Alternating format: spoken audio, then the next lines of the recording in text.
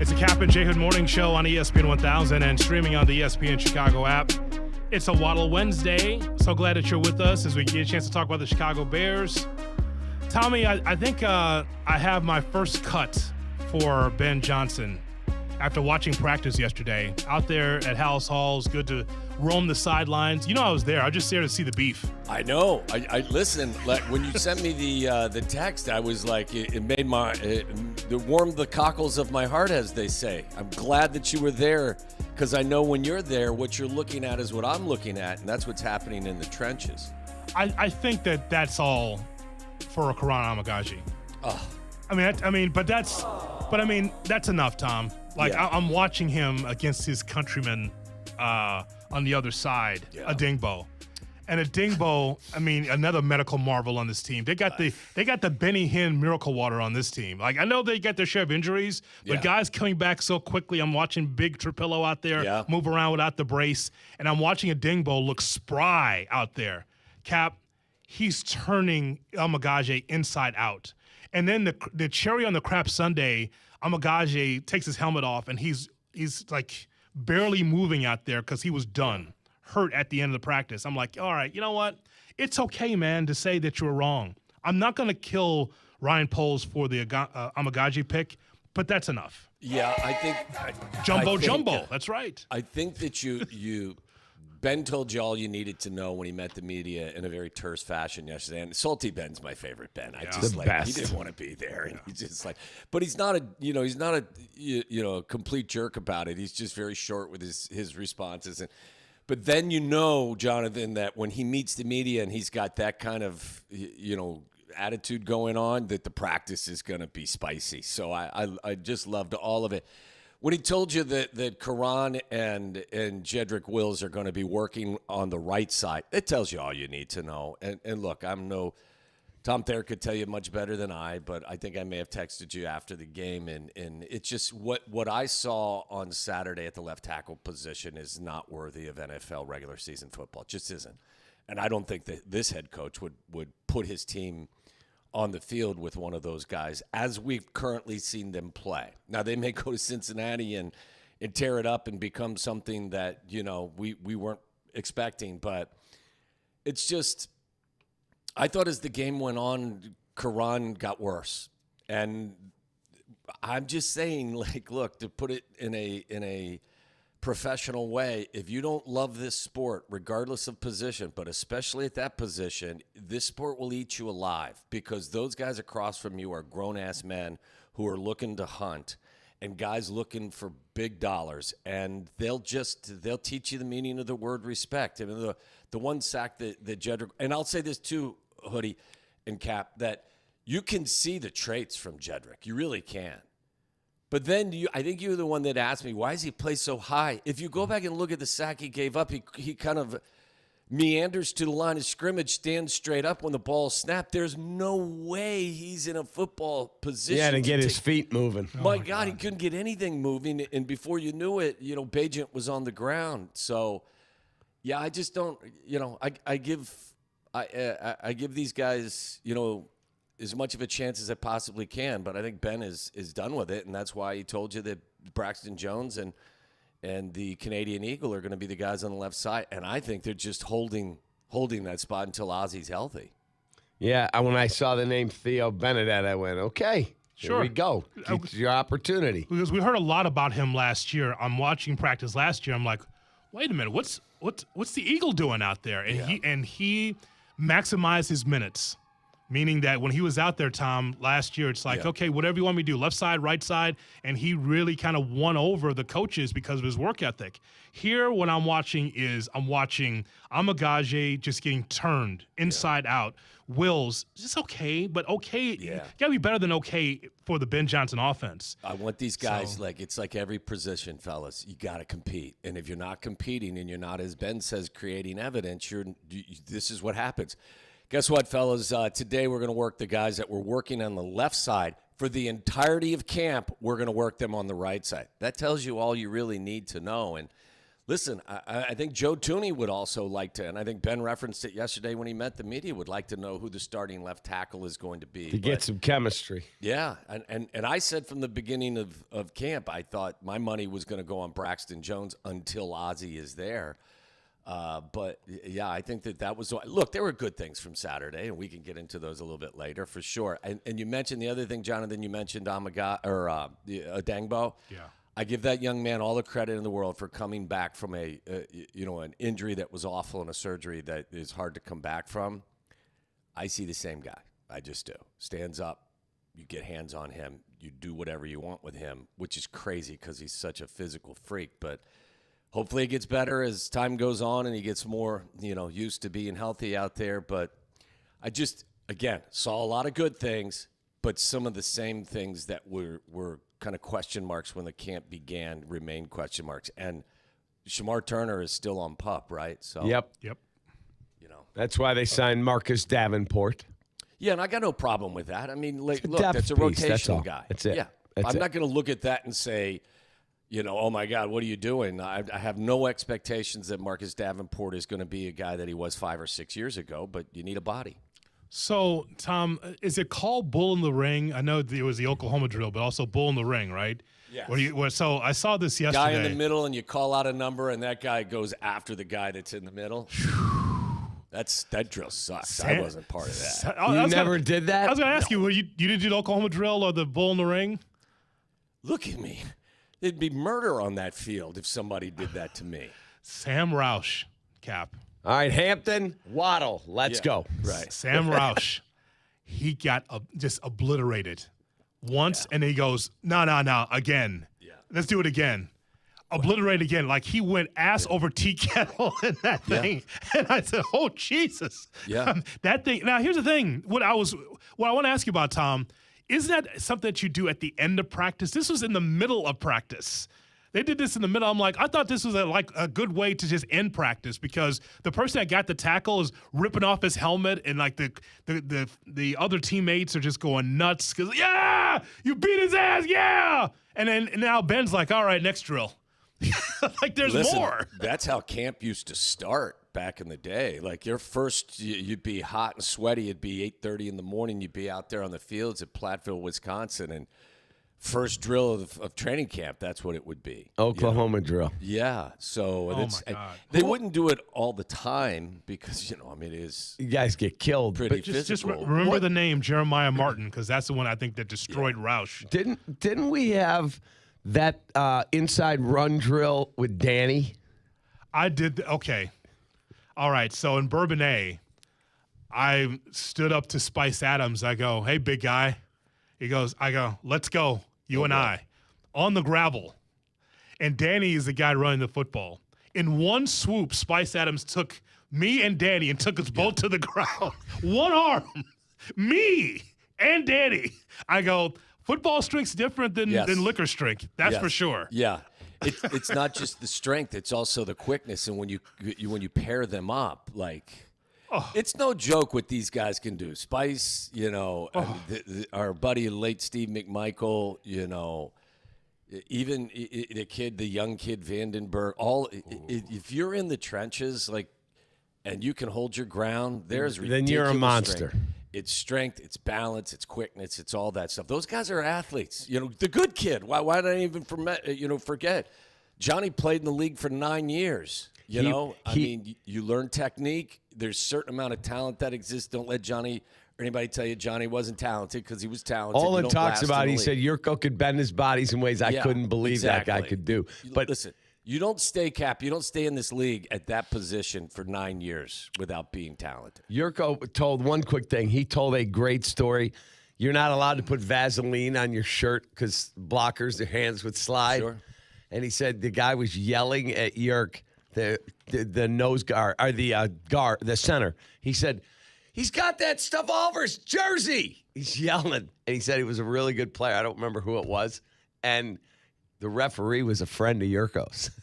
Sure. Johnny was a friend of everybody. He said the referee came by, touched him. He goes, I don't feel anything. Yerk, wipe that stuff off at the next time out. Does that surprise either of you? Not only that he was talented, but he also had an angle on everything. Everything. Yeah.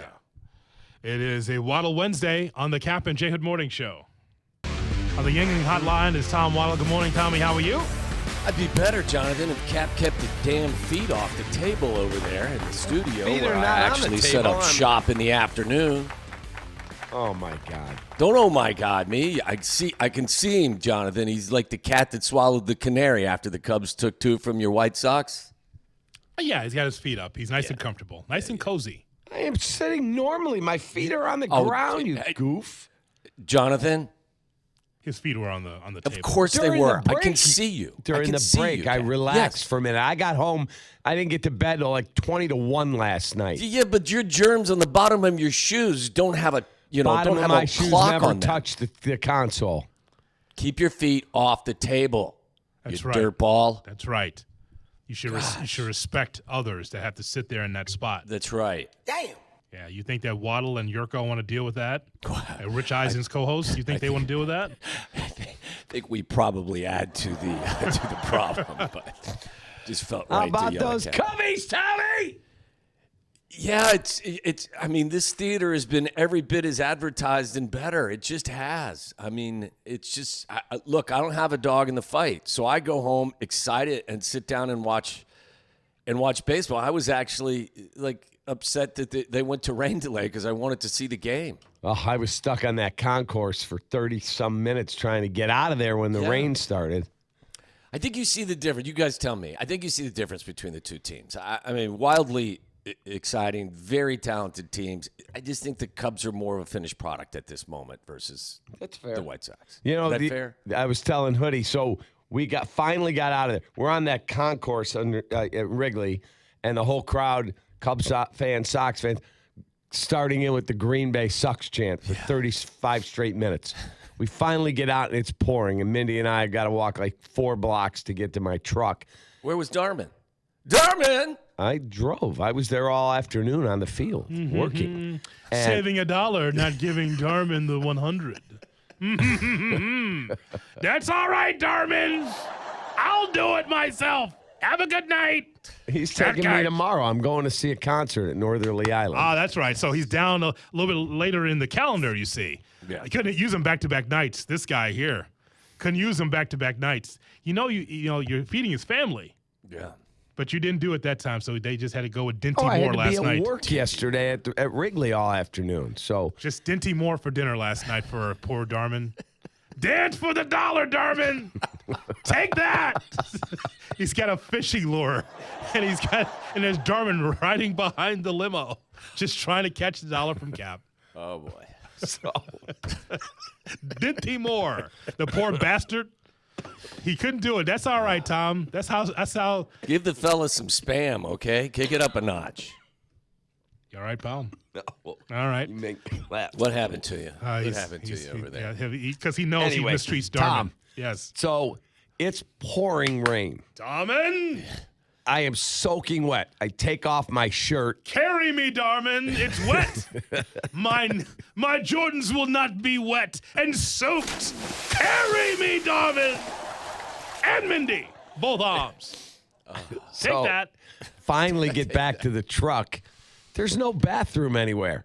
I had to go. I pulled a Waddle behind my pickup truck. So you just took a leak right there. Right in the parking lot.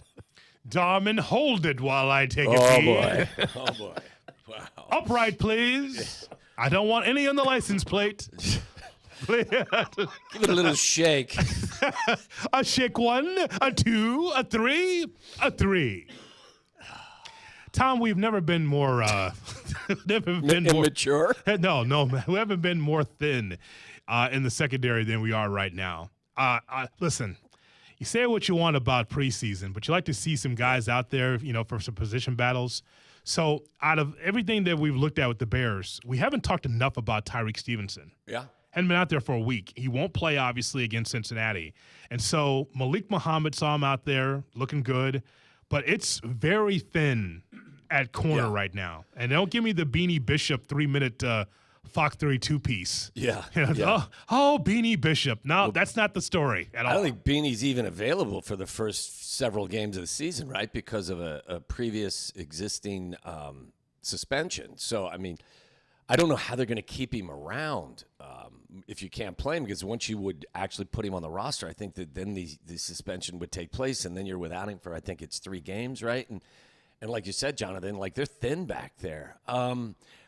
Look, obviously their prized free agent was Kobe Bryant. He's not going to be there. And that, as we've talked, not only hurts because he's an outstanding player, but also hurts the development of Dylan Thieneman, who's a young rookie safety who's still playing a little bit slow.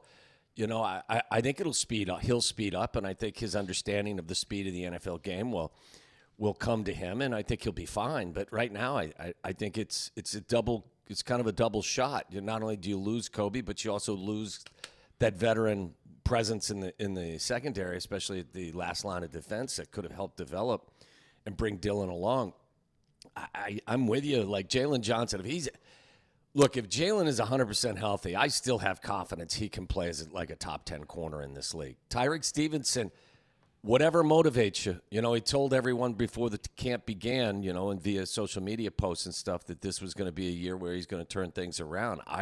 Look, when I saw him as a rookie out there at camp several years ago, I immediately said, that kid is big, he's physical, and he likes to put his nose in there, so we can work with this. He's got to stay committed to what they're asking him to do. I thought Muhammad definitely looks like a guy that's going to contribute to you. He looks like, you know, he's also – it's tough, guys, to get used to the speed of the game. And by the way, when you're going against the same guys every day in practice, you learn their tendencies, offensive and defensive. You know what I mean? So when you step on the field and you're facing, albeit a Browns team that's not very good, and they don't run their routes the way that your teammates have run them for 2.5 weeks against you, you kind of, especially if you're a young player, you got to get used to it. So, I think he's going to be a guy that contributes quite a bit. But you can see where the speed of the game is still kind of something that some of the guys in the secondary are getting used to. Tommy, in terms of the physicality of camp, now we saw Kyle Monangai with a hyperextended knee, and we've had Luther Burden in a contested catch situation get taken to the ground, and he's dealing with something. Do you think Ben backs off, Nope. A? B, if you were coaching, would you run as physical a camp as they've run? Yes. No. Yes. To your questions. And I don't know how. I'm not saying they should. I'm just asking. I'd be interested in the roundtable discussion about this. Injuries are unfortunate. They're part of the business. This is an inherently violent game. By the same token, I don't think you can get ready to play in the regular season without getting the calluses that everybody talks about and getting used to it and you kind of breaking down and building back up. I don't have any problem at all with the way Ben has run his training camp. You see injuries around the league. I don't think he's reckless. I don't think he puts his guys in harm's way. I think that the Monangai injury, which I heard Grady Jarrett was distraught over because he was so disappointed that something happened, is just a freak injury. And I just don't – I have no problem with the way they've run camp, and I think Ben addressed it when asked about it yesterday and says as we dial things back up and down when necessary, it's unfortunate that they currently are dealing with some injuries, but I don't see them changing the way they're doing things, and I would be an advocate of them not changing the way they're doing things. We turn the dial every single day. We look at what we're doing, how we're doing it, and we always adjust, and that we're going to continue to do that. We have a method to what we're doing. Our guys believe in it. We believe in it. And I feel really good about the path that we're on. Do you look at any of these injuries as just kind of bad luck? There are things that you can't control sometimes. Yeah, he was very curt yesterday. Yeah. He's red ass man yesterday because he just got tired of it. And he just wants to get to practice. So I thought it was a good question to ask, but I think it's very clear. He learned so much from being with the Lions. Because, I mean, a lot of people believe, guys, that the Lions are the best team in the NFC North or can win the NFC North. So he looks at it and goes, well, I got to match physicality with the Lions because they're doing the same thing in Detroit. This is where he got it from. The physical nature of the practice came from what they do in Detroit. Yeah. I think it's in his DNA, too. And that's why he said I wanted another year to see if we could take it to the Super Bowl after they got knocked out. And he turned the Redskin or the Commanders job. Watch it. Sorry. The Commanders job down. But he said, learning from Dan Campbell how hard guys have to play and practice was something that he took with him. It's relative, too. Jonathan, you were there yesterday, right? Yeah. You saw practice. Like, did that look like a boot camp? It just looked like a physical practice. Like, we don't live in the days, and I'm not saying it's a bad thing. We don't live in the days that I existed in, and guys well before me existed in, where you had 3 practice sessions if you played special teams. You were on the field for 2.5 hours focusing on the run game, where the offensive and defensive linemen would just beat each other's ass for 2.5 hours. Yeah. Then you'd have special teams after, you'd go to break, you go to lunch, but you go to lunch and get out of lunch early if you were involved in special teams. You get an hour-long kind of walk through special teams. And then in the afternoon, we're practicing for 2.5 hours. In pads again? Game. Yeah. But at least in shells, at least in helmets and shoulder pads, and usually in pads again. Like, I don't want to be the old guy yelling at the clouds. All I'm doing is trying to give a little perspective that the way it used to be and the way it is today is wildly different, and rightfully so. I'm an advocate of them not doing things the way we did. But like you saw with your own eyes, and you've seen it, both of you guys, when you go up there, there's nothing that you look at and go, oh, my God, I can't believe this madman is asking them to do. No. Well, how are you supposed to learn to tackle? I've heard Hoodie for years. We're the worst tackling team. Well, how are you supposed to get better at it if you don't practice it? Yeah, I think that, when Ben came in here, he didn't do anything that was wildly unacceptable. He's asking you to do the things you need to do on Sundays. I don't see them pushing guys too hard or being unreasonable. I think they're running their camp. And I've only been up there for a couple of practices, but talking to people that are there, it's not like some sort of, camp that no one else in the NFL can understand. I mean, This is a physical sport. You're going to have to hit people. I've been up there and watched them practice for an hour and a half, and nobody lays a finger on each other. Like, I don't begrudge I think I'm with you, Jonathan. I thought it was a really good question, because you have to ask the questions about the injuries, but I think it's more a nature of the beast in terms of the game. It's part of the game, and I would not expect them to change the way they're doing things. Some beautiful plays by Jade Walker. He's vying for that third wide receiver role. He looks good player, out there, man. He looks good out there. I mean, you have an embarrassment of riches offensively anyway, but Jade Walker looked good. I just want to make sure, Tom, that the Bear fan is adjusting their eyes for this game, because we're not going to see Tyson out there. Bajan's got a hamstring. He was not out there yesterday. There's going to be a lot of Case Keenum. He's running a lot. He was running the offense a lot. A lot of him, a little maybe a little Miller Moss out there.